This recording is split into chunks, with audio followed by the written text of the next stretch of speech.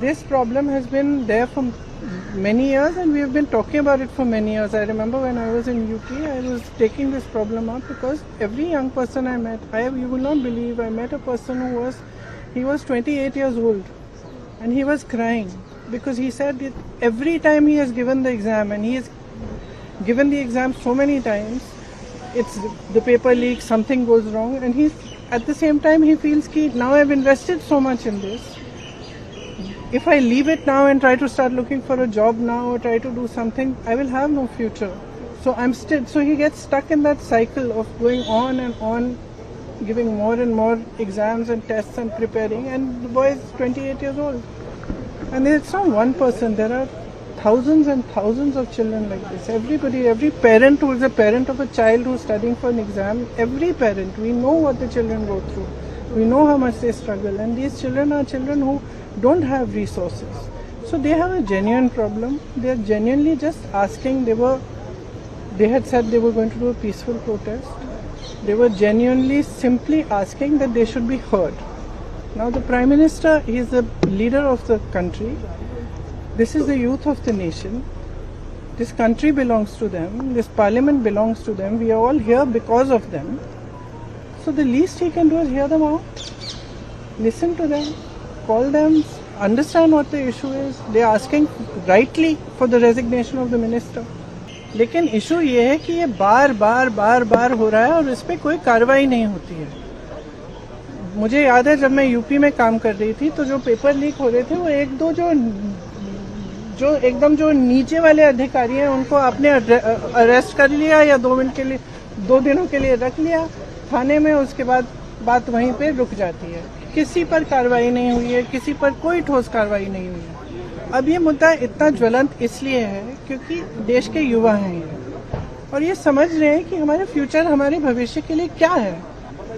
हमारे माँ बाप लोन लेकर मुश्किल से हमें पढ़ाते हैं, हम लोग स्ट्रगल कर रहे हैं. वो ये कह रहे हैं ना, वो कह रहे हैं कि हम स्ट्रगल कर रहे हैं, हमारे लिए इतना मुश्किल है. आप कोचिंग सेंटर्स को देखिए, मैंने बहुत सारे देखे, और कोचिंग सेंटर्स में जाइए और कोई भी माँ बाप जानता है, मतलब किसी भी लेवल का, किसी भी सोसाइटी में आप जानते होंगे, आपके बच्चे जब पढ़ते हैं तो कितना टेंशन होता है, कितना जब एग्ज़ाम होता है कितना टेंशन होता है. एज इट इज़ इतनी मुश्किल परिस्थिति है, ऊपर से आपने जॉब्स क्रिएट नहीं किए हैं इतने समय से, तो बच्चा अपने फ्यूचर को देख रहा है, कह रहा है कि मतलब मेरे फ्यूचर में फिर है क्या, मैं स्ट्रगल ही करते रहूं. मैं कह रही थी इंग्लिश में, मैं कह रही थी कि मैं कुछ ऐसे बच्चों से मिली थी जब मैं यूपी में काम कर रही थी, जो 26 साल के, 27 साल के, 28 साल के बच्चे कह रहे हैं हमारी तो शादी भी नहीं हो रही है, हम कुछ कर नहीं पा रहे हैं, हम इंतजार कर रहे हैं कि हमारी नियुक्ति की लिस्ट आएगी, पेपर लीक हो जाता है, हम एग्जाम देते हैं, कुछ पता नहीं चलता, उसके बाद फिर हम दोबारा देते हैं. तो मतलब ये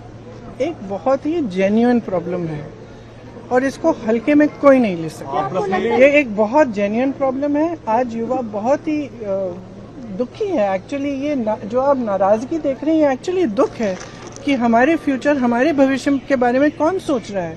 और इनकी सिंपल सी चीज़ है, आप प्रधानमंत्री हैं, आपकी जिम्मेदारी है, ये युवा हैं, हम सब इस सदन में रोज आते हैं.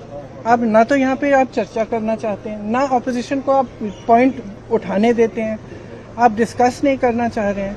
ये सदन है किसका?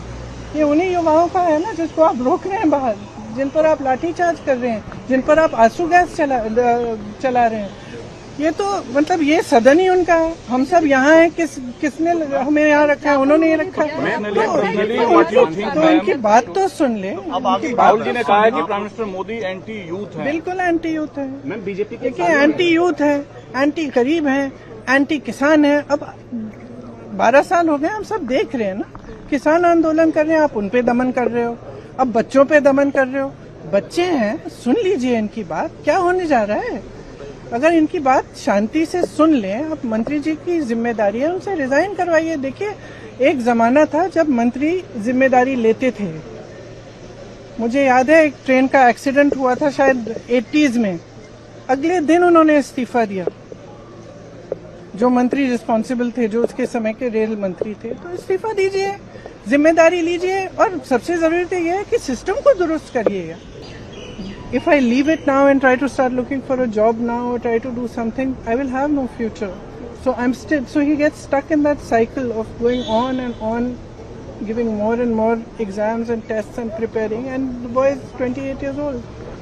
And it's not one person, there are thousands and thousands of children like this. Every parent who is a parent of a child who's studying for an exam, every parent, we know what the children go through. We know how much they struggle, and these children are children who don't have resources. So they have a genuine problem. They are genuinely just asking. They had said they were going to do a peaceful protest. They were genuinely simply asking that they should be heard. Now the Prime Minister, he is the leader of the country. This is the youth of the nation. This country belongs to them. This parliament belongs to them. We are all here because of them.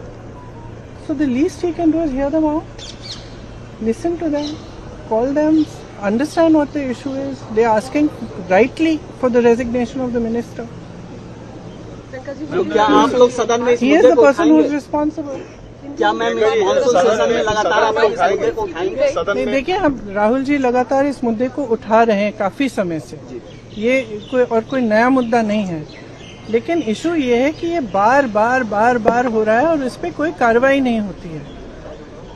मुझे याद है जब मैं UP में काम कर रही थी तो जो पेपर लीक हो रहे थे वो एक दो जो एकदम जो नीचे वाले अधिकारी हैं उनको आपने अरेस्ट कर लिया या 2 दिनों के लिए रख लिया थाने में. उसके बाद बात वहीं पे रुक जाती है. किसी पर कार्रवाई नहीं हुई है, किसी पर कोई ठोस कार्रवाई नहीं हुई है. अब ये मुद्दा इतना ज्वलंत इसलिए है क्योंकि देश के युवा हैं ये, और ये समझ रहे हैं कि हमारे फ्यूचर, हमारे भविष्य के लिए क्या है. हमारे माँ बाप लोन लेकर मुश्किल से हमें पढ़ाते हैं, हम लोग स्ट्रगल कर रहे हैं. वो ये कह रहे हैं ना, वो कह रहे हैं कि हम स्ट्रगल कर रहे हैं, हमारे लिए इतना मुश्किल है. आप कोचिंग सेंटर्स को देखिए, मैंने बहुत सारे देखे, और कोचिंग सेंटर्स में जाइए और कोई भी माँ बाप जानता है, मतलब किसी भी लेवल का, किसी भी सोसाइटी में आप जानते होंगे आपके बच्चे जब पढ़ते हैं तो कितना टेंशन होता है, कितना जब एग्ज़ाम होता है कितना टेंशन होता है. एज इट इज़ इतनी मुश्किल परिस्थिति है, ऊपर से आपने जॉब्स क्रिएट नहीं किए हैं इतने समय से, तो बच्चा अपने फ्यूचर को देख रहा है, कह रहा है कि मतलब मेरे फ्यूचर में फिर है क्या, मैं स्ट्रगल ही करते रहूं. मैं कह रही थी इंग्लिश में, मैं कह रही थी कि मैं कुछ ऐसे बच्चों से मिली थी जब मैं यूपी में काम कर रही थी, जो 26 साल के, 27 साल के, 28 साल के बच्चे कह रहे हैं हमारी तो शादी भी नहीं हो रही है, हम कुछ कर नहीं पा रहे हैं, हम इंतजार कर रहे हैं कि हमारी नियुक्ति की लिस्ट आएगी, पेपर लीक हो जाता है, हम एग्जाम देते हैं, कुछ पता नहीं चलता, उसके बाद फिर हम दोबारा देते हैं. तो मतलब ये एक बहुत ही जेन्युइन प्रॉब्लम है और इसको हल्के में कोई नहीं ले सकता. ये एक बहुत जेन्युइन प्रॉब्लम है. आज युवा बहुत ही दुखी है एक्चुअली. ये जो आप नाराजगी देख रहे हैं एक्चुअली दुख है कि हमारे फ्यूचर, हमारे भविष्य के बारे में कौन सोच रहा है.